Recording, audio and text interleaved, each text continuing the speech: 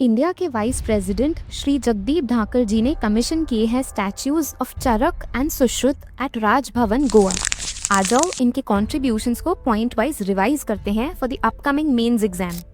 Acharya Charak, he lived around the 2nd century BCE and served as the royal physician of Kanishka of the Kushan kingdom. Charak authored the Charak Samhita, one of the foundational Ayurvedic texts.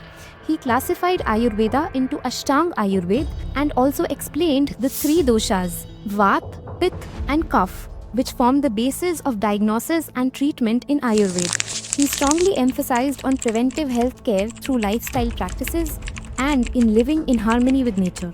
Charak also promoted a physician's ethical duties of confidentiality and commitment to healing.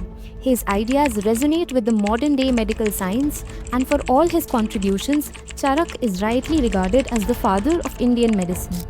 Sushrut, an ancient surgeon who lived in the kingdom of Kashi from 7th to 6th century BCE, Sushrut was a disciple of Dhanvantri, one of the Navratnas of Chandragupta II. He authored the oldest surgical text, Sushrut Samhita, detailing over 300 surgical procedures, including plastic surgery and 100 plus surgical instruments. Sushrut also pioneered rhinoplasty and is hailed as the father of surgery and plastic surgery. He introduced anatomy through dissection, anesthesia methods, and classification of fractures. He also systemized public health, pediatric care, and neonatal care practices which are still relevant in Ayurveda today. By the way, did you know that the Sushrut Samhita, Charak Samhita, and Ashtang Hridaya form the great trilogy of Ayurveda? Like the revision session? Keep following EduChemy for more such content.